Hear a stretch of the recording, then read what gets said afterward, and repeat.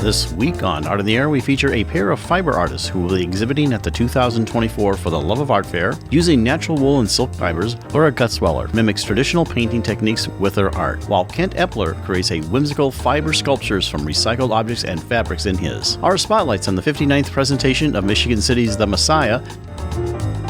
Express yourself through art and show the world your heart. Express yourself through art and show the world your heart. You're in the know with Esther and Larry. Art on the air today. Stay in the know with Larry and Esther. Art on the air our way. Express yourself through art and show the world your heart. Express yourself through art and show the world your heart. Welcome. You're listening to Art on the Air on Lakeshore Public Media, 89.1 FM, WVLP 103.1 FM, our weekly program covering the arts and arts events throughout Northwest Indiana and beyond. I'm Larry Breckner of New Perspectives Photography, right alongside here with Esther Golden of The Nest in Michigan City. Aloha, everyone. We're your hosts for Art on the Air. Art on the Air is supported by an Indiana Arts Commission Arts Project Grant, South Shore Arts, and the National Endowment for the Arts. Art on the Air is heard every Sunday at 7 p.m. on Lakeshore Public Media, 89.1 FM, also streaming live at lakeshorepublicmedia.org, and is available on Lakeshore Public Media's website as a podcast.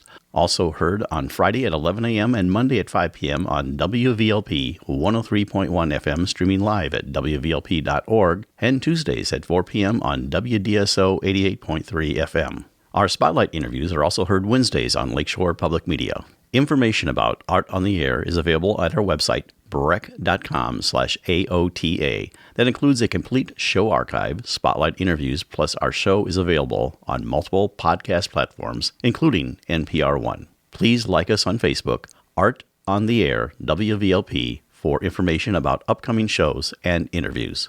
We'd like to welcome to Art in the Air Spotlight. We're going to be talking about the Michigan City Messiah, and it's going to be Saturday, December 16th at 7 p.m. and Sunday at December 17th at 3 p.m. at the Holdcraft Performing Arts Center in Michigan City. And we have its conductor, who's been there, I think, for the 9th season, maybe longer than that, Bill Bauman. Welcome to the first time to Art in the Air Spotlight. Welcome. Hi. Hi, Larry. Yeah. And Esther, we're delighted to be a part of your program and tell your listeners about the Michigan City Messiah, which this is actually coming on to my 9th year participating in this, but it's a long-standing tradition that has been going on for about 59 seasons now. So it's certainly impressive. A staple in the communities of Michigan City and LaPorte and Northwest Indiana as a holiday tradition. And it's kind of a gift to the community thing. So tell us about the participation. Who do you have coming in? First of all, you have professional soloists coming in, but you also have community members. Tell us about that whole process. Right. Well, it is a community choir, so it is certainly available to anyone who wants to participate with us. We start rehearsals in the latter part of October, performances, of course, in December. And so we have about 6 to 8 rehearsals with the choir. And we have a steady core of people who have been with us for many years. But each year, this year in particular, we're kind of excited because we've added about 10 new members to the group. And that's been throughout putting out posters and making announcements on social media that we're looking for new singers. We need to keep new lifeblood coming into the choir. Some people have been in this choir for many, many years, but it's getting those younger voices involved. In fact, this year we have some teenagers, actually, 14, 15-year-olds who are great singers. And now I think it's going to shape their life as a singer, because being able to be surrounded by a quality production like this, to be in the midst of talented and community members who can sing well and sing this glorious music can really shape their perspective on what they might want to do with their life. You also get some soloists in, and I know they vary from year to year, but you get some professional people that come in and do much of that. So tell us about that process and maybe some of the people that you have. Yes. Well, this year, we're delighted to have, I would say, our Dream Team Quartet, who has been with us for several years. We don't always get them all together at one time, but I'll start with a soprano. That is Kim Jones, a fabulous soprano from Chicago, who has made her name nationally and internationally as a great star soprano singer. We have Kristen Gornstein, who is a native of Michigan City, LaPorte area, who's been with us almost every year but one that I've been involved with. She's our mezzo soprano. She lives in Colorado at the moment. We have as our tenor Matt Daniel, who hails from South Bend, and he has not missed a season with me. So he's been there with all 9 years. It's great to have him part of our soloists. He's also one of the chorus members of the Lyric Opera, so he somehow fits this into his schedule this time of year. And our bass baritone soloist is Bill McMurray, who also hails from Chicago. And I was kind of tallying things up. Over the years, we've had four different bass soloists, 2 different mezzo-soprano, 1 tenor, and 3 different sopranos over my tenure. But this is the group that we always hope we can get, and we have them this year, and they're just fantastic singers who the audience just is enthralled with what they can do with this oratorio. This is your dream team, apparently. So yes, excellent. Don't tell the others that, but it just works out well. So what has the transition to the Holdcraft been like acoustically? Yeah, there's a lot of differences there. We used to be in the Presbyterian Church, but when COVID hit and we needed to find a more spacious place, we went to the Holdcraft Theater, and that worked out really well for us because it seats many hundreds of people, where the Presbyterian Church kind of got us stuck at maybe a couple hundred. The acoustic, this is 800. Yeah, so that has worked really well, and it's a different space, and I think what I've enjoyed is that it's a more community-centered space. It's not a religious institution that we're performing at, and even though we do have many people come to us that aren't necessarily live a faith-based life, but they do appreciate the music of Handel and oratorio. So it's been a good transition for us. There's a little more spacious room for the orchestra. We're kind of in a real pit situation where the singers and the choir is up on the stage, and we're down at the auditorium level, and it gives it very much a concert feeling, and it's been a good acoustic for us as well. You've taken over and you've been there 9 seasons. What have you seen in that 9 seasons that you've transitioned from and to? Yeah, we went from, I would say, a rather large-scale version of the orchestral accompaniment. And we've kind of brought it back to its roots of being a Baroque-size orchestra with just the instruments that Handel asked for. It got kind of grand in the previous time before I arrived with the Ebenezer Prout orchestration, which is for trombones and clarinets and French horns, and it was a big sound. But we've tempered it down, and then also from a singer standpoint, over the years, I think in the last couple of years, I have stopped adding more notes. But I have about 16 pages of notes for our new singers who say, this is how we do this, and it's as simple as saying we make this note short, that note long, or we actually change some rhythms here and there, and so they get a nice a guide as to how to integrate into what we are doing here. But it's a good way to get people involved in knowing what we're asking of them. Well, in our last few moments here, tell us about how people can find out about it and admission and all the details of Messiah. A great resource is mcmessiah.com. That's our website, and they can find out about the concert. The concert is free, so there's a goodwill offering that we ask at the end of the performance. If you're so inspired, to please donate. But that is it's our gift to the community, as you said, and this will take place on Saturday evening, December 16th. At 7 p.m. and then Sunday, December 17th at 3 p.m. in the afternoon. And this is without intermission, 2 hours, maybe 10 minutes of music. And we do, I would say, about 85% of Messiah. So it's a really full production. Well, we'd like to thank you for coming on Art on the Air Spotlight. That's Phil Bauman, the conductor and music director for the Michigan City Messiah. Thanks so much, Phil, for coming on the show. Thank you, Philip. Thank you. Nice talking with you. Art on the Air Spotlight and the complete 1-hour program on Lakeshore Public Media is brought to you by McCauley Real Estate in Valparaiso, Olga Patrician, Senior Broker. And as a reminder, if you'd like to have your event on Art on the Air Spotlight or have a longer feature interview, email us at aota@brech.com. That's aota@brech.com. This is Whitney Reynolds of The Whitney Reynolds Show, and you are listening to Art on the Air on Lakeshore Public Media, 89.1 FM, and on WVLP 103.1 FM. Underwriting for this Art on the Air feature interview is brought to you by the 2024 For the Love of Art Fair at South Bend Century Center, running February 17th and 18th. More information is available on the web at fortheloveofartfair.com. We would like to welcome Laura Gutzwiller to Art on the Air. While art was always Laura's dream, she initially was in the health and fitness realm. She is now a needle felting wool artist with both dimensional and flat work. Her inspiration comes from nature, recreating sunsets, landscapes, trees, plants, and animals. Her goal is to explore and push the boundaries of fiber art. Laura is one of the exhibiting artists with Shireen Johnson-Klein's For the Love of Art Fair in South Bend at the Century Center, happening February 17th and 18th of 2024. Thank you for joining us on Art on the Air. Aloha and welcome, Laura. It's nice to meet you. Thank you for having me. And Laura, it's nice to see you again. And we were at a little conversation thing that Valpo Creative Council had, and that's when we first met. Then it just kind of matriculated into this when Shireen suggested that you would be a great artist, and we're going to pair you later with Kent Epler, who's also a fiber artist. So, but what our audience wants to know is all about Laura. And I always like to say how you got from where you were to where you are now. So tell us all about your origin story. My origin story. It makes me sound like a superhero, but I'm no different than anyone else. Well, I grew up in near Libertyville, Illinois, till I was about 12, and then moved to Valparaiso, Indiana. I was always a crafty, artistic kid, but I always thought that art was just a hobby, but it was just something fun, but it was never something I could do as a career or as a successful career.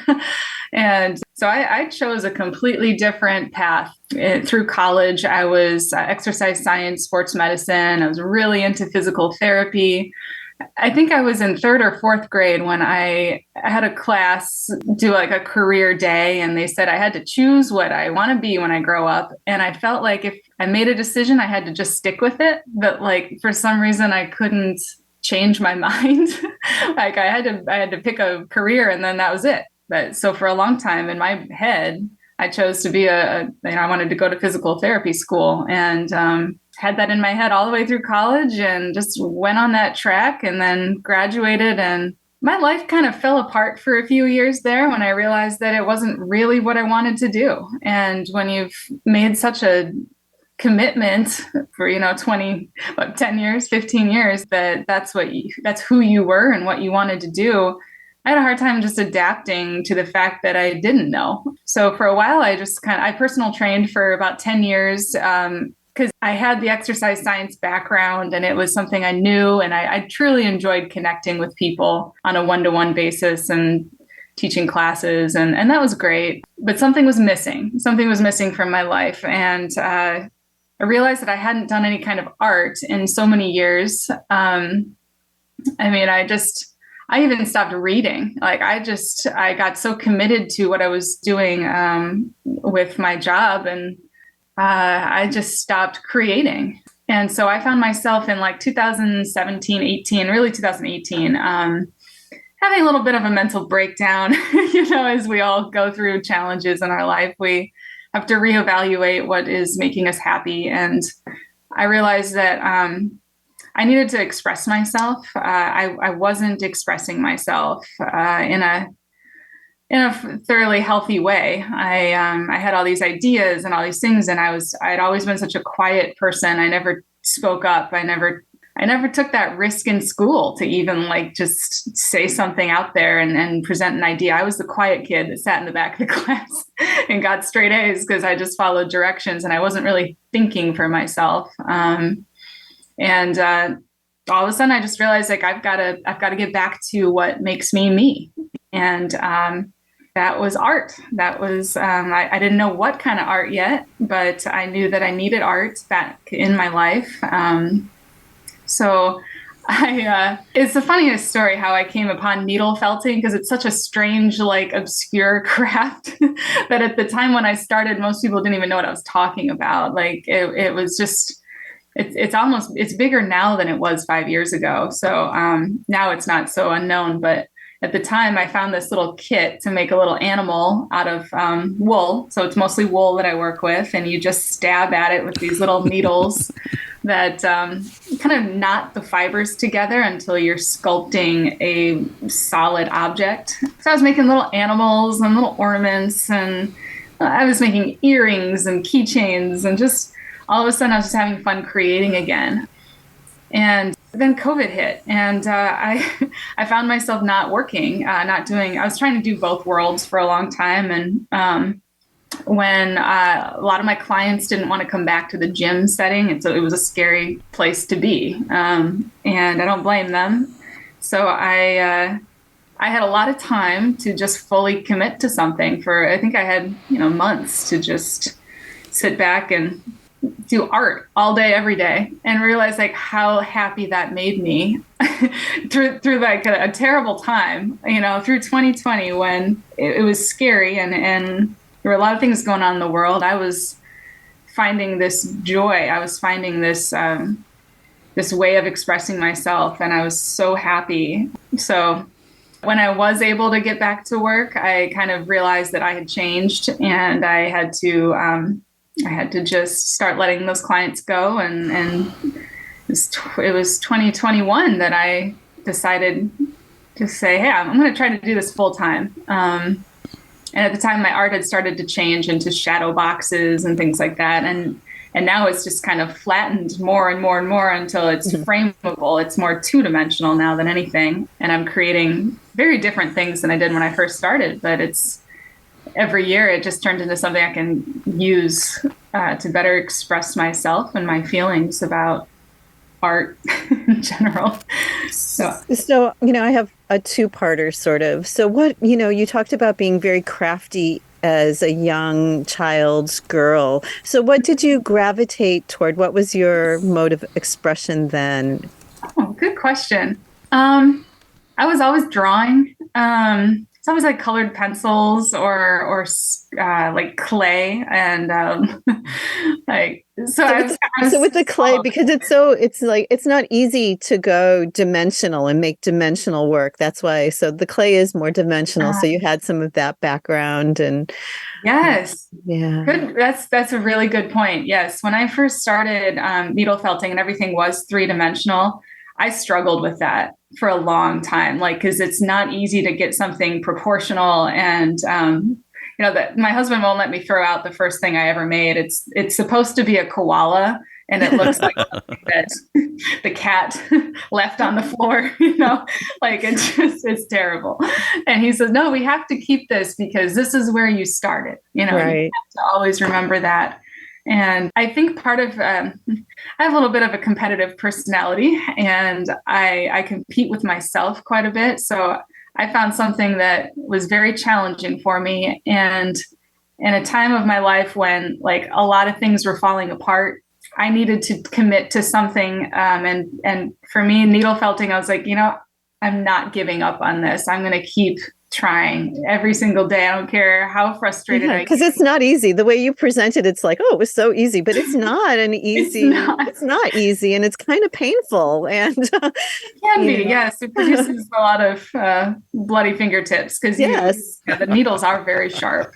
And so then my second part is, okay, so now you go really large. So can you describe the transition from doing these small pieces to then expanding? It's so fascinating.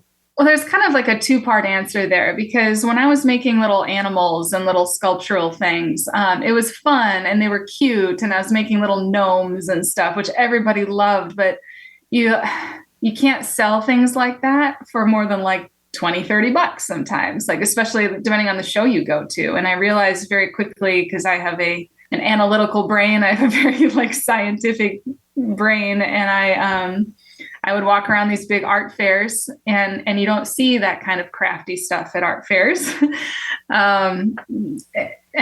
So it's kind of interesting because it's very hard to do fine art with needle felting sculpturally. There are people out there that do it, but they make very intricate, beautiful things. And part of me just didn't, I wasn't very attracted to that. I didn't want to spend 80 plus hours making something so intricate. And then I don't know, it's really interesting because it's been such a learning curve for me with what I'm just attracted to with fiber art. And I just personally wanted to be able to put it in a frame. I wanted it to be something that was protected in a way, which is why I put a lot of my art behind glass. And I know a lot of people don't necessarily like that. They want to be able to feel and touch the fiber art, but I think it's just so meaningful to me that I wanted to put it in something to preserve it as long as possible. And that meant shadow boxes or frames.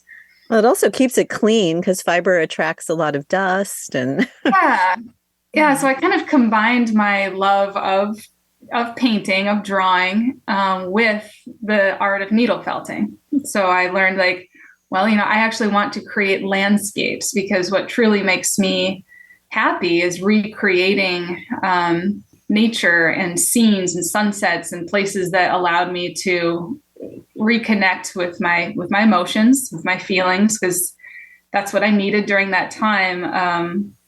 Was my own form of therapy, which was connecting to emotions again. And so my art really is depicting things that I hope evoke emotion. So I had to do that two-dimensionally, if that makes sense. Like if they had to be, they had to look like paintings. It's so true. And so like with fibers, because, fibers are like hair, really. Mm-hmm. The blending of it must be so, because like with paint, it's just so immediate. But I think the thought process probably between like which colors will give you the effect must be so fascinating for you. Yeah, but that's the challenge. I kind of think of like pointillism almost, like what two colors are going to bring this feel to it. It's like so interesting. Yes. So, Laura, did you take any classes for yourself or kind of just germinated on your own? And the second part of that is, do you do any workshop or classes to teach people that? I do. Well, okay, first part, no. I didn't take one class because I was on such a personal journey with it. I didn't want to really be influenced, and I still don't really go around and find other fiber artists. I mean, I know they're out there, and I know other people do similar work with needle felting like I do, but I'm very influenced by things that I see and hear. And when I'm truly connecting with another artist, I have to be very careful, because I'm like, I love what you did there. And then that is a huge compliment to another artist to be inspired by their work. But I really wanted it to try to be 100% from my brain when I first started. So I wanted to just experiment with kind of combining 3-dimensional with 2-dimensional. So my art is kind of, it's not completely flat. Like if you were to look at it, you'd see the ridges and the bumps, and sometimes it's 2 inches thick when I'm finished with it. So yeah, I did not.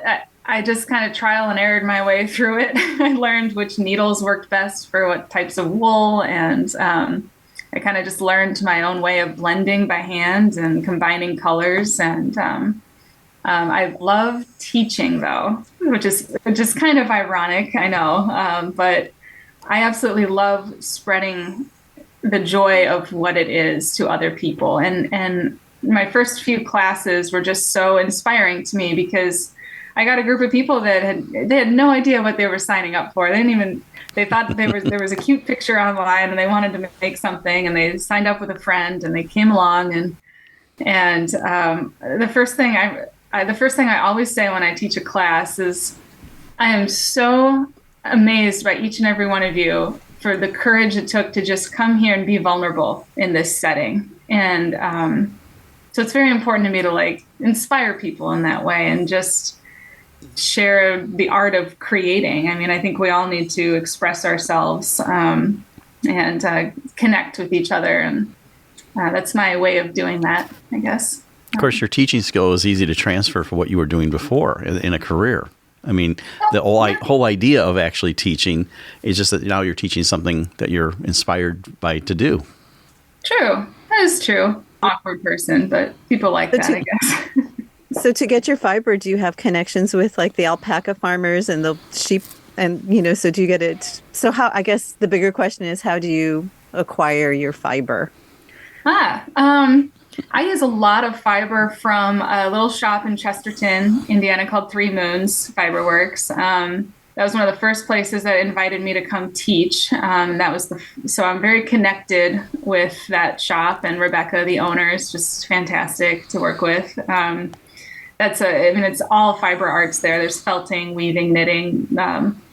this beautiful place. And tremendous amount of looms. It's beautiful. yes, really cool store, really cool place of just community connection coming together in different ways. And I also order a lot of wool. I wish I had the time to dye it myself, and maybe someday I will. In my typical style, I've bought all sorts of books on how to do something, and they're just gathering dust around here. But I have to order when I'm looking for a specific color. So I order a lot from a place called Living Felt in Texas.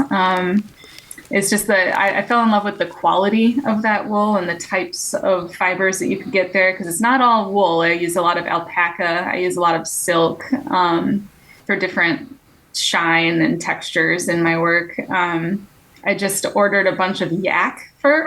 Oh, yeah, that's wonderful. Which I've never used before, and I don't know what I'm going to do it, but I was like, a yak? Yeah. Yeah, just like camel. Camel's very kind of a bouncy fiber. I was going back and forth between yak or camel, so camel's next.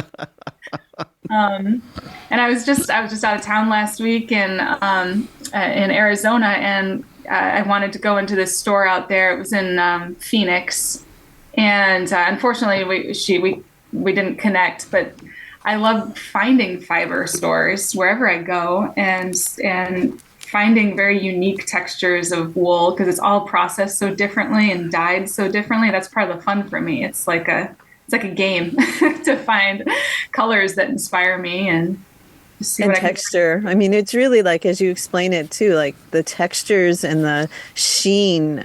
It's so particular to the particular animal too. I mean, yeah, so beautiful. I'm a fiber maniac, so. Oh, cool. Well, tell our audience how you made the transition from, we'll say, kind of a hobbyist in this to actually, going out and exhibiting and doing your work. It's kind of a soft transition, and you've touched on some of that. But tell us about how you got to doing that, where you're now out and exhibiting. Yeah, and getting best in show. Yes. It's all happened very quickly. So I'm still processing a lot of what's happened in the last year. Like 2023 has been just a whirlwind that I am still coming to terms with, I think.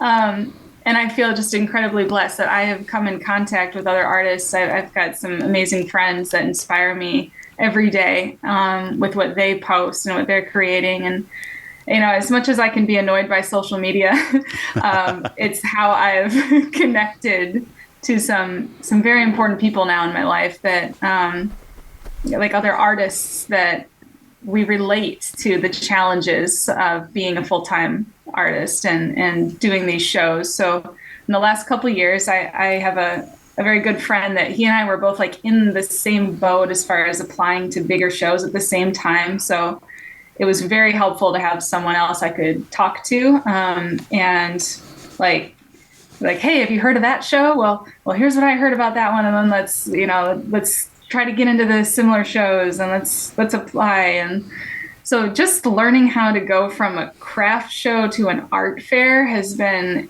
extremely challenging, because I had to just dive into it head first. And I had that one friend, and now a couple more, but my husband works in a very different field, and he was just like, I'll be here for support, but I don't really know how you're gonna. I know, because everything is bigger. The fees are bigger. Yeah. The traveling is bigger.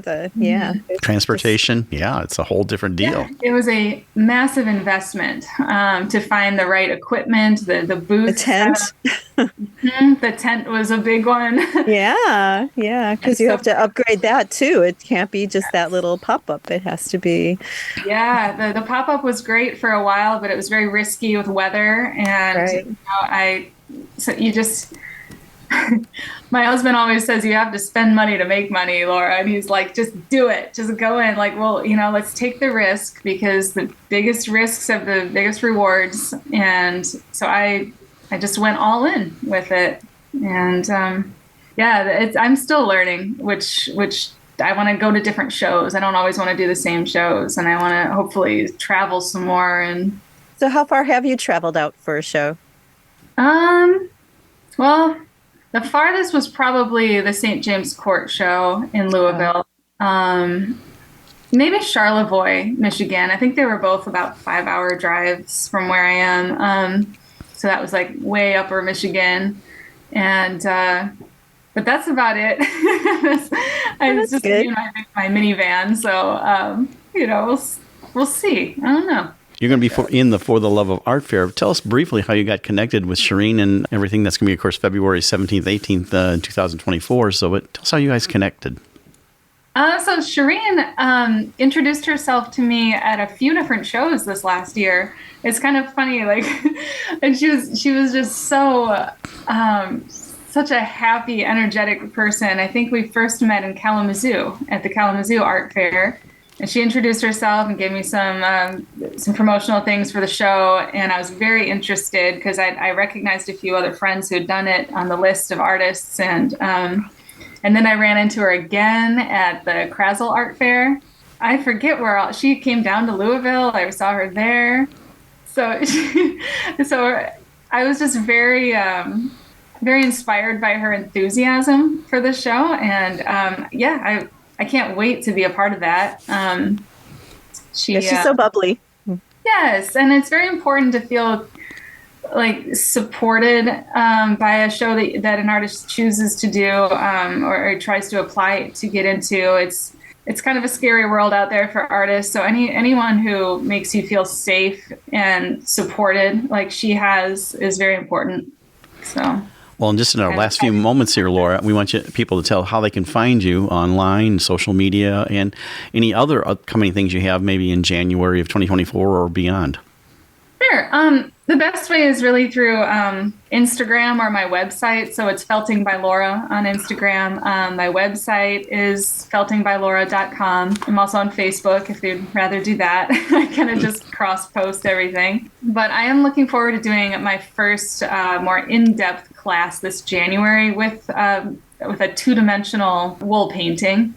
So for the first time, I'm going to probably teach, it's going to be maybe a 4 to 6 hour class where everyone will leave making something that's like 8 by 8 inches or 8 by 10, somewhere in there. Work with Susie Vance. She's a fiber artist and she now has a studio in Michigan City. I'm super excited to be invited to her space to teach this there. Laura Gutzwiller, she's going to be in the For the Love of Art Fair, February 17th, 18th, the South Bend Century Center. Thank you so much for coming on Art in the Air and sharing your arts journey. Thank you for having me. Yeah, thank you so much. Thank you. Art in the Air listeners, do you have a suggestion for a possible guest on our show? Whether it's an artist, musician, author, gallery, theater, concert, or some other artistic endeavor that you are aware of, or a topic of interest to our listeners. Email us at aota@brech.com. That's aota@brech.com. This is Memorial Opera House Executive Director Megan Stoner, and you are listening to Art on the Air on Lakeshore Public Media 89.1 FM and on WVLP 103.1 FM. Underwriting for this Art in the Air feature interview is brought to you by the 2024 For the Love of Art Fair at South Bend Century Center, running February 17th and 18th. More information is available on the web at fortheloveofartfair.com. We would like to welcome Kent Epler to Art on the Air. Kent's vast background in fine arts and design, including interior design and children's theater, plus his keen sense of humor, has led to his success with his large figural fiber sculptures that can employ found objects as well as all the custom-created elements, each a unique expression. Kent is one of the featured artists with Shireen Johnson Klein's For the Love of Art Fair in South Bend at the Century Center, happening February 17th and 18th of 2024. Thank you for joining us on Art on the Air. Aloha and welcome, Kent. It's nice to finally meet you. Nice to meet you too, finally. Finally. Well, we're so glad to have you on the show, Kent. And, of course, I would love to hear about your children's theater experience, being a retired theater director myself. But we also want to talk about your art. Yeah, I did that for quite a few years and everything. But anyway, it's just more about your story right now. I always like to say how you got from where you were to where you are now. So tell us about Kent's origin story. Well, my origin story, I can look back and go, how did this happen? I was born and raised in Helena, Montana. My parents used to talk about, they would come in my bedroom and say, why don't you go outside and play? What are you doing? I'm playing New York Apartment. and I'm a designer. I didn't even know what that meant. They go, get outside. And so they got me involved in theater. But then also, like, this is typical. I was the kind of kid who could spend hours amusing myself and not having any interaction. My parents came in, my mom went, what are you doing? I was making clothespin dolls. I had no idea how I figured out how to do them, but I took my mom's clothespins, and I just look at that story back there and go, interesting that I really that far back was interested in manipulating fabrics and creating my own form of art form. And I kind of continued through that, and then also was involved with children's theater. And as I got older, I went into theater. I did theater in high school, and not only just theater, but usually always on some level, I was helping with costumes. Right. I was there. The first play I did, I played the Highwayman and Tom Jones, and I didn't like my costume, so I made a black cape. To scare everybody with. So early, these leanings. Yeah, so it's really funny. And then from that, which is sort of, I always sort of learned something and then moved on to the next thing. And I went to the University of Montana. I was a full art major. At the end of my first quarter, my professors all got together. They had a meeting and they said, Kent, we think you need to drop this program and go into theater. And so I kind of got away from design and then got much more involved in theater and then went to theater, toured the United States and national Shakespeare companies. Started from all that, resolved, worked with John Jory in Actors Theater in Louisville, and then did touring children's theater with Blue Apple Players for almost 15 years. At which that point then on, I just sort of went, this isn't what I wanted to do. This wasn't my plan. How did I do this so long? And so I went back to school. Got my interior design degree. And from it, I went out and started my own business and became a certified kitchen designer. I was on one of the few of that range of caliber of design. And I installed my own cabinets. I installed all my work. So it kind of went from that. And then I just kind of, and then I got involved in children's theater again. And this was the one that I think really launched me again. I got involved with it. I'd worked with about 70 kids at kind of a private school here in Louisville. And I would do the shows, create all the sets, design and execute all the sets, and do most of the costumes myself too. Wow. And so it started that I just had to have so much more. I never got enough. And even through that experience in the background, I created my first piece and didn't even know I had. I created a witch for Wizard of Oz. Oh. Because we couldn't fly the actress. So I said, I'll maybe make like 3 different sizes and have the kids run about across the stage kind of kabuki style. Right. And, that worked out great. Everybody loved the witches out there. Were so fun. After the show, I had people call me a week asking if they could buy the witch. And I said, well, I just have the 3, and you would really buy it? Yeah, I loved it. I want it. Whoa. That little germ. And then it started. I went, and next piece I remember I did a cowboy called Benny Reynolds, who was a legendary rodeo guy in Montana. And I did him and had him in my house and started creating small other pieces. Well, then finally, all this sort of ended. I didn't want to do kitchens anymore. I got tired of dealing with all that construction mess and children's theater. And I decided I'm going to move to Montana, back to Montana. So my partner and I at the time, he and I moved back to Montana and opened a gallery. And then this is when it finally starts to happen. I moved back 3 or 4 of the taller sculptures. And we started to open the gallery. I went, I don't want any mannequins in the store. They creep me out. I just think they're weird. I don't want mannequins. And I went, I wonder what if I did some of my sculptures and did them as window display? I'd be the only one to have that kind of display. I'd be the only one to have that marking piece in the whole town. after winning 3 or 4 Christmas windows, which I did the whole cast of Wizard of Oz and typed out the soundtrack for a month out in the street. Wow. Painted gold bricks on the sidewalk. I had, of course, got in trouble with the city ordinance, but that's when it started. And then I had my employer one day. I came to work and she said, I don't want to tell you how to run your business, but we spend a lot of time telling people these aren't for sale. What aren't? Your sculptures. They're asking if they're for sale? Yes. Okay. And that started it.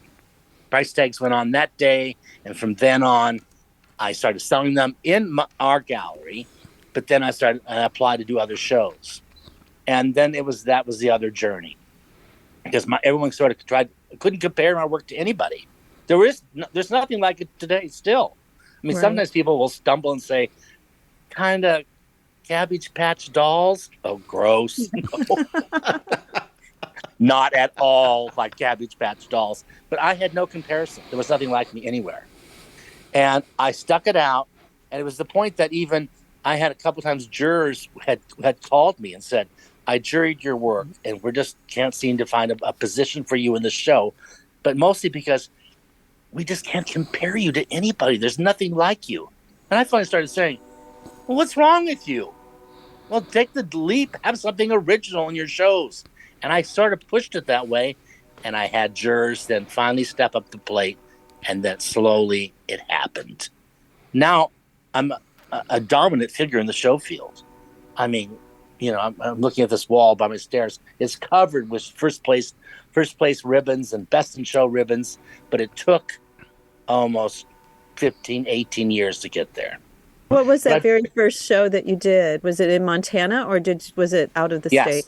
It was in Montana. It was called Big Fork, Montana, which is the resort area up on Flathead Lake, which is a glacier-fed lake. Beautiful, beautiful, beautiful. And I got in the show because I knew the promoters. It helps. And but they loved the work and they said, you got to try this show. And I didn't even have a tent. It was like, okay, well, I guess I need to buy a tent to put them in. And I had no idea what I was going to do. And I always remember at that time, that first show, I can remember how awkward I was on selling. It was like, it was the first time I kind of looked at my work and went, oh my God, I think this is amazing. But I don't know if I can explain it to anybody. And of course, in a show, to me, it's always 3 things. You see the piece, you love it. Second thing, price. Third thing, meet the artist. Right. And I've walked away from pieces before because I didn't connect with the artist. Right. So I was very aware of that 3-piece was crucial, and especially for me. Bonus with mine is that early was printed cotton and Joanne fabrics. I was living in Montana. I had no resources. Until I finally one day made a piece with recycled clothing. Right. And then went, oh, wait a minute. First, I love this because I'm a big thrifter and a recycler. And I said, what's amazing about this, what I love this, is I can point to everything in my booth and say, everything in here has already lived another life. And everything you're looking at, oh my God, yeah, they're beautiful. Oh, Ken, I love them. It'd all be in the landfill. All in the landfill. Throw away. So instead, I give it a different life. And of course, that's what makes it even another step of being so unique. Or I've had women walk up and go, touch a piece of fabric, turn to me and say, I used to own this coat. Yeah, it's probably yours. I probably cut it up. Right. So Ken, with that first show, what were the lessons that you took from it? Because those first shows are always so difficult. And did you get help from the other vendors with tips and? No, it was a group that, as you know, that's the beginning of the family. It was so obvious I was stumbling. It was so obvious I didn't know what I was going to do. And they were all looking at my cheap little tent I bought that was not going to protect me from the rain. And my work is all it's compromisable. But it was like then that what I call the family. Guys came out and helped me put the tent up. People offered suggestions. I had artists say, I have my old used tent, but it's a commercial tent. And I just give it to you if you come pick it up. I mean, I remember it was that feeling was like, I mean, it was fun with the customers and the selling, of course, but it's that dealing with the family of people that from my first show I still communicate with today. Mm. You know, what surprised me about shows, and it was that a different artist came into my booth and said, "Would you please come and pick out something from mine because I want something from yours?" And that was like, it was just so beautiful. This like you say, the family exchange. It's it's really quite lovely. And I think back then, it's funny you said this because it just joggled a memory. That period. Well, maybe it's also the West Coast though too, but we exchanged a lot, and I've never done. I don't think I've ever done it here. I mean, someone will come and say, "Hey, let's exchange." Yeah, okay. I get your work, then you go pick something of mine. And I remember that happening a lot in those days. It's so beautiful. It was like so unexpected. When I did my first show, I really never knew that would be part of it. And it was just so enchanting, that. Well, you take it, you go, the customer is the customer, but an artist buying my work, you're so flattered. Oh, completely. I mean, it's just like, wow, you get it. You get it. You're listening to Art on the Air on Lakeshore Public Media, 89.1 FM, on WVLP, 103.1 FM. Kent, one thing I noticed about your work, and of course now seeing with your talking about your theater background, is how theater informs your work. It seems like, I'm looking at a piece right now, Torch Song Singer, and some of the other, Wasp Queen, and these are very theatrical poses that you have these characters in. So tell us about how that developed. Well, so much of that was that when I was referred to, and when people sort of they look confused, it's the armature. Now, I probably spent 10 years modifying and working on this armature. I have an original one of mine in the bottom of my studio on the stairs here. It's so pathetic. The arm fell off of it. The neck came loose on it. I didn't know what it was doing. I had no idea. But luckily, for my pieces, I had all my construction experience. So I knew this wire was the wrong gauge of wire. It needs to be this gauge of wire. This needs to be this gauge. This wood dowel has to be this. No, I don't want pine because pine will shrink and the nuts and bolts can fall out. It has to be ash, solid ash.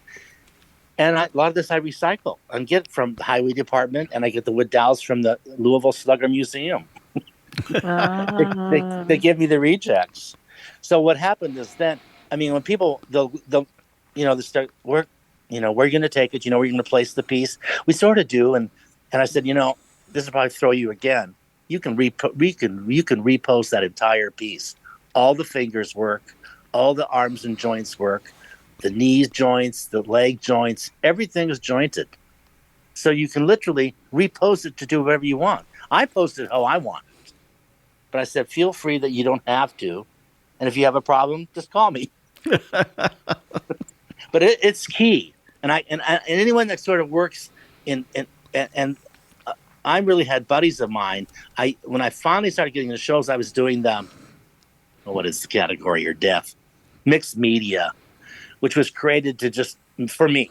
It was created for me. For everything else. And everything else. You know what I mean? I don't even know if we have it anymore. But I was in mixed media, and I had two of my buddies who are sculptors and work with bronze and incredible things. Came up and said, I love your work, Ken, blah, blah, blah. And I said, and then he turned and said, why are you in mixed media? And I said, buddy, I can't go in sculpture. You're going to be okay with that if I'm in sculpture. And he said, you are sculpture. What's the problem? I said, well, I just feel because I don't work in precious metals. You work and you manipulate the fabrics and you pose them. You're a sculptor. And he said, and this guy went, and everything changed when I got out of that. Everything changed, and I still jury today as a sculptor. Yeah. Well, that's what they are. They are. Yeah. They very much are. Yeah. So it's so interesting because I read that. Here's a whole bunch of questions all in one. So when do you do sketches? And the other thing is, I read that sometimes you'll be shopping and a piece will inspire you. And so I looked at your Ganesh, your elephant boy, and I thought, boy, I bet that vest was inspired that whole piece. Yes. So once you find that, are you sketching? Are you pulling characters from real life? Kind of I just want to know it all, Ken. Yeah. That's so funny you said this. One, I can't draw a stick person. So a lot of times when I work with a consignment piece, I literally just throw samples of fabric on my work table and send it to the customer and go, here's the fabrics I'm going to work with. And number one, what you want to do is go, yes or no, or yeah, like that, or don't bother me. You don't want to cramp my style. So you want to keep my creativity free. So, but other than that, it can be, oh no, I almost pick out fabrics that I use by walking down aisles and touching them before I see them. I just run my hand down there, and the tactile piece to it, I'll grab and pull it out. And many times, like you were saying, when does it happen? Oh, I think I got that vest because I knew it was marked Shriners. It was a Shriner vest, and I loved all the sequins and the elephant motifs on it. I couldn't get home fast enough to start to do something with it. I bet. And what happened is, this happens to me too. That elephant I had done 3 or 4 or 5, maybe 6 years ago. And it just didn't go. Well, then I kind of went, I think the fabrics were wrong in the elephant, and I think the posing was wrong. And I totally rethought it. Almost all based on that vest. That's how my brain works. Yeah. And I can do the same with other fabrics too. I'll get a piece of fabric and go, I want to do Titania from Shakespeare's Titania from Midsummer Night's Dream. And I'm at the sewing machine. Yeah, I just love the custom costuming that you do, and all the videos that you posted were just so much fun. I mean, your sense of humor and your joy for life just comes through in your pieces so much. They have such a sense of whimsy to them. I mean, they really are. You look at these things, and I've been looking at them in preparation for the interview, and they just bring a smile to your face. And then I thought about the theater aspect of your posing them, and that's marvelous that you can actually say, okay, but this is now yours. You can pose it however you want. Yeah. No, I think of the same way. Their process is building the piece, rehearsing, and then finishing the piece, executing the opening curtain, and then open the curtain, and ta-da, they're there. I treat them that way as if each piece is theater, and it's just how it's kind of always been. Well, it makes sense because of my background. Right. Yeah. But the costuming is exquisite. Yeah. Yeah. Oh, thank you. It's to me the key for me was I still today I know it is the big step is when I quit buying printed cottons and quit using them, and only use high fashion fabrics now. And of course it makes a difference. I mean, I look at them, I know the quality of the fabrics. Jeez. Oh, most definitely. And actually, I know, like in the 60s. Going to my mom while she got her hair done, I know all those women in curlers with those hairdos. So funny. The piece with the curlers is called Faye, and she grew out of being first. I was commissioned to do a couple Baltimore Huns for the Baltimore Hun Festival. In Baltimore, they do this. It's the John Waters effect from Hairspray. So they all do these beehives. So I did a couple with the beehives, and then I carried them in my show for a while, and they were selling okay. And then a friend of mine, this happens to me all the time, fabrics either are delivered from a show, a customer will mail me 3 or 4 of her old jackets, or friends of mine bring stuff. My friend came over and she said, ding dong, let's have coffee. And we're talking, she said, I brought out these rollers. We got them from Mom because she's never going to use them. And I went, I don't know, what are they? They're Velcro rollers. You think I know what that means? What does it mean? I think your hair could just roll on them, or you could use them to make a cut sculpture. And my friend hadn't left the house before I was downstairs. I got those rollers. I went, what if I make that beehive twice the size and cover it with these rollers, because the colors are great on the rollers. Yeah, and I did that piece, and I always tell everybody this now. It's just as amazing. That piece, I finished it. I looked at it. I always worked about 7 hours a day. And I was going to leave the studio. I looked at the piece, and I actually went, uh-oh, I think I've gone too far this time. Oh, no. And I'd worked all day. The hair takes 5-6 hours because each was hand sewed. I went upstairs, had dinner, had a couple martinis. And then I do this all the time. I'll go back down the studio. I'll cover my eyes and then pull my hands away from my eyes. And I looked and went, you're going to be my greatest success. This is too crazy. She's my greatest success. Yeah. That piece has been photographed more than any piece. Almost every show, that piece, a version of it ends up in the newspaper, and it's everybody's favorite. And I always think, I said, it just cracks me up because I'll never forget just looking at it and going, oh no, I can't believe I worked all day and this piece is crazy. Kent, we only have about a minute left. Time has gone just so fast sharing this with you. But we want to give you a chance to tell us about how people can find your work, and if you have any upcoming shows other than the For the Love of Art Fair on February 17, 18. Just tell us a little bit about how people can find out about you. Well, primarily, I always refer to my website. My website has all my advertising and all my publicity and all of my work on it and the list of shows I'm going to be doing. And it's called thelaughingboy.com. Excellent. Laughingboy.com. Perfect name. Well, we appreciate you coming on Art on the Air, Kent. This has been extraordinarily entertaining having you on. Kent Epler, he'll be at For the Love of Art Fair, February 17th, 18th, the South Bend Century Center. And we appreciate you coming on and sharing your wonderful life journey and your art. Yeah, Thanks, it's been so delightful. Thank you. Thank you very much, you guys. Thanks. We'd like to thank our guests this week on Art on the Air, our weekly program covering the arts and arts events throughout Northwest Indiana and beyond. Art on the Air is heard Sunday at 7 p.m. on Lakeshore Public Media, 89.1 FM, also streaming live at lakeshorepublicmedia.org, and is available on Lakeshore Public Media's website as a podcast. Art on the Air is also heard Friday at 11 a.m. and Monday at 5 p.m. on WVLP 103.1 FM, streaming live at WVLP.org. Our Spotlight interviews are heard every Wednesday on Lakeshore Public Media. Thanks to Tom Maloney, Vice President of Radio Operation for Lakeshore Public Media, and Greg Kovach, WVLP's Station Manager. Our theme music is by Billy Foster with a vocal by Renee Foster. Art on the Air is supported by an Indiana Arts Commission Arts Project Grant, South Shore Arts, and the National Endowment for the Arts. We'd like to thank our current underwriters for Lakeshore Public Media, Macaulay Real Estate in Valparaiso, Olga Patrician, Senior Broker.